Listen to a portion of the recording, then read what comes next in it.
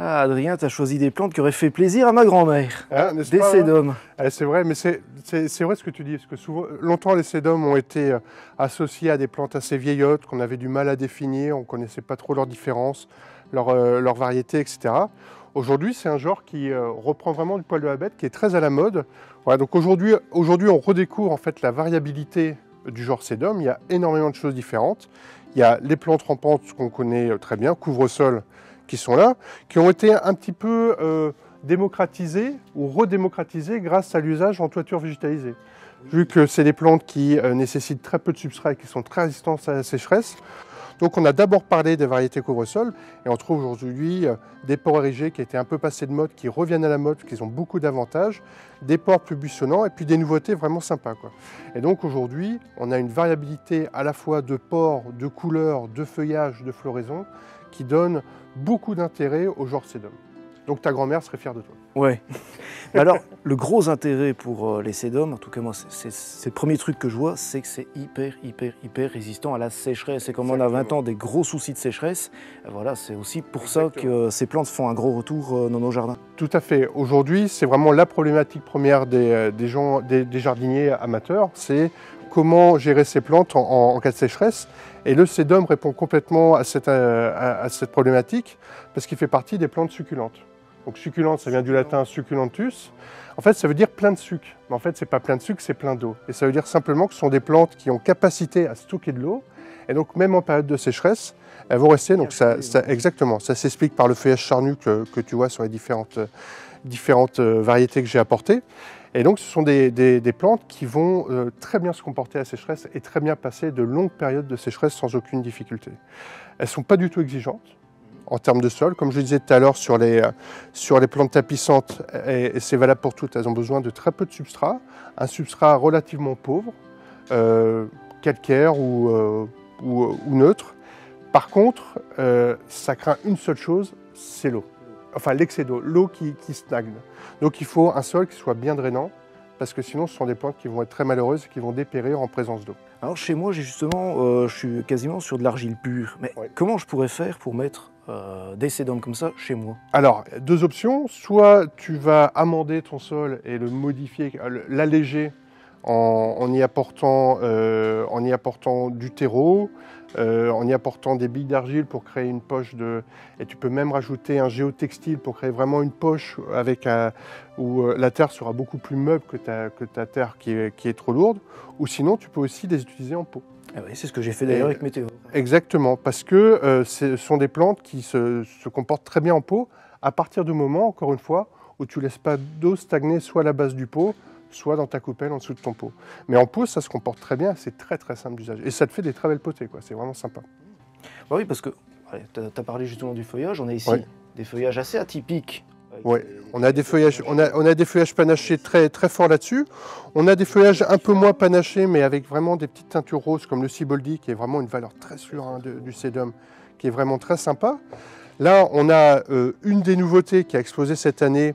Alors, c'est un sédum de Corée, et Takemensis, et il s'appelle l'Atlantis. Et alors, il dénote par son feuillage étoilé, panaché, qui est vraiment sympa. Sa floraison jaune qui vient se passer au-dessus, qui apporte encore plus de pimpant à cette plante. On a une forte vigueur, là on voit qu'elle repart très très fort du collier.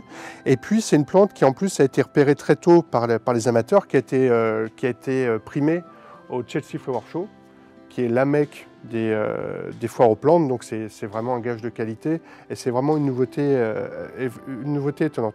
Une autre grosse tendance sur le sédum, c'est les feuillages sombres, qui apporte énormément de contraste dans un massif, donc soit en isolé, soit en massif, en association, c'est très sympa. Là, on a le Dark Magic, qui porte très bien son nom, qui est très très court, très charnu, donc qui est vraiment sympa en potée.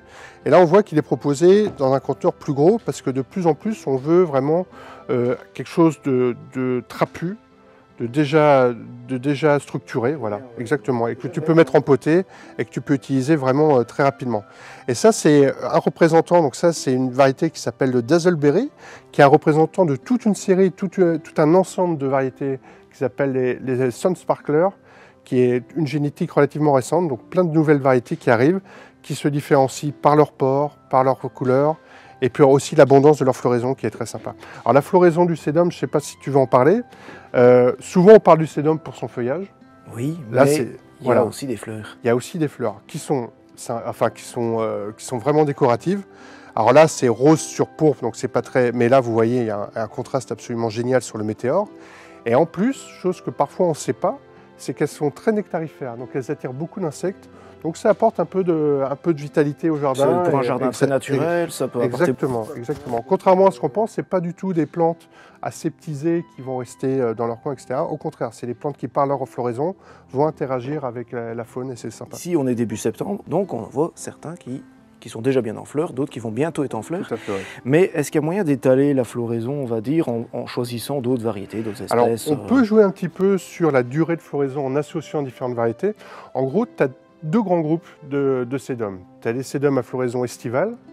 Les premiers, peut-être les spatulifolium, vont démarrer en mai-juin et vont durer jusqu'à août-septembre. Et après, tu vas avoir tous les sédums d'automne.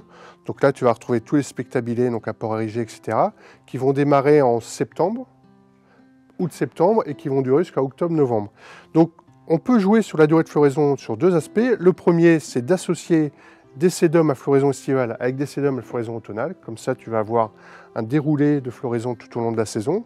Et sinon, on peut également jouer sur la floraison en coupant toutes les floraisons fanées, ce qui va raviver un petit peu la floraison, ce qui ne va pas faire remonter, comme sur d'autres plantes, beaucoup de floraison, mais qui va entretenir la floraison et va la faire durer un peu plus longtemps que ce que tu pouvais avoir naturellement. Mais moi, chez moi, j'aime bien justement de laisser les inflorescences sécher petit à petit. Tout à fait, les garder en hiver. C'est décoratif aussi. C'est décoratif, ça attire de temps en temps des petits oiseaux qui viennent y chipoter un petit peu. Exactement. Et puis, voilà, après, la saison suivante, on coupe les lampes florales. On n'hésite pas, on coupe, et puis après, ça repart. C'est des plants qui sont vraiment très simples en termes d'entretien.